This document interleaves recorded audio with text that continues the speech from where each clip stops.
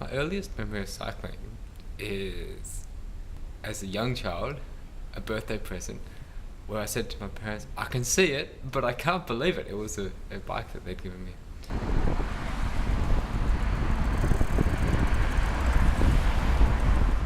I live in Melbourne. I work with bikes. I run a bike shop. I repair bikes and sell bikes and parts. And what I'd like to change about cycling, like trying to make cycling considerations a much more significant part of road design and urban design.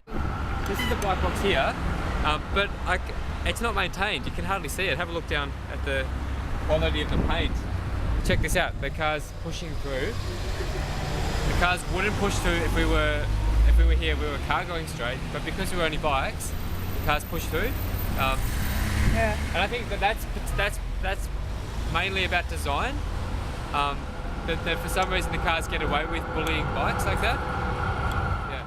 I've studied transport in the past, like through quite a few different channels. I guess the most formal being doing some transport and land use planning subjects when I was doing my arts degree at Melbourne Uni.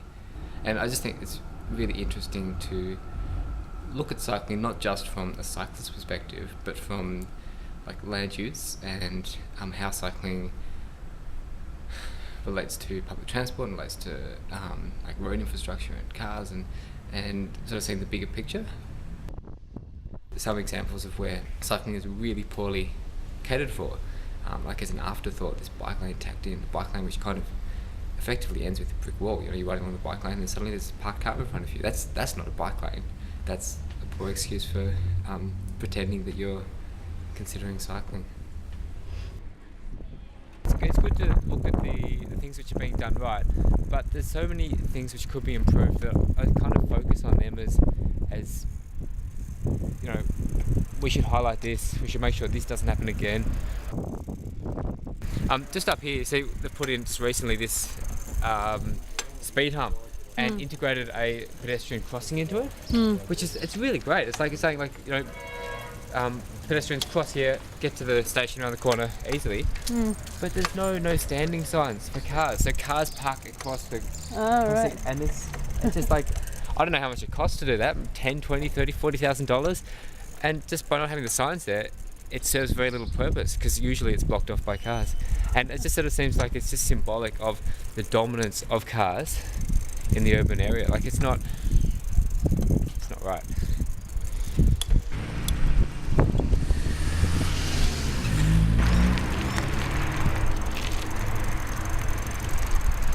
We're heading down onto the Merry Creek Shed Path, which is a really massive bicycle commuting corridor.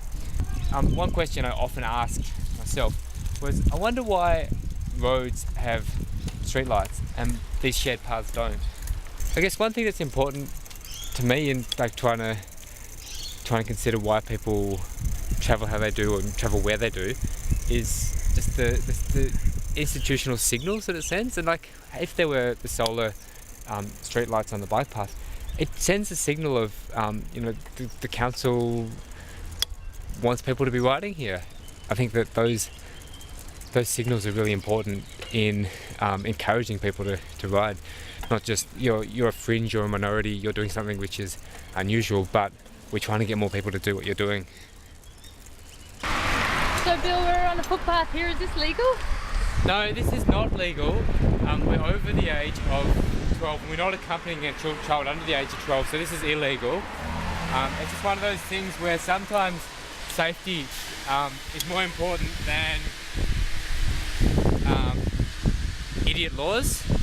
You know, if we were in Canberra in the ACT, that would have been legal, but because we were in Melbourne in Victoria, that wasn't legal.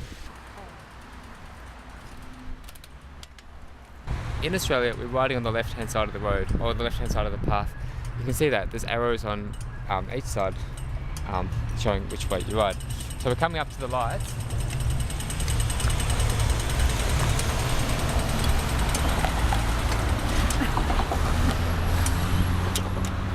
And then we're coming back over to the right side. It just seems like it's just such a basic thing that you put it where where the person would stop. We're trying to get across the lights here, so we're riding up with the little one on the back of the bike. And then there's something in the way. There's this huge barrier in the way. Like all the symbols, all the infrastructure is saying you shouldn't be riding. Like effectively saying you shouldn't be walking.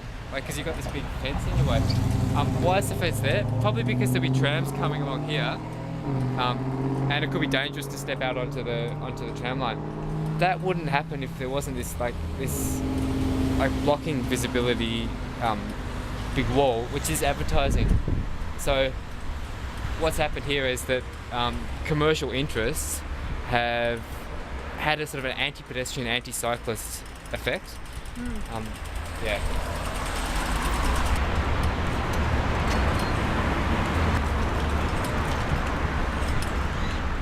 What I'm looking to get out of the Dutch trip, getting a wider perspective and seeing potentially much healthier cities, much more livable cities, and yeah, just seeing a different approach.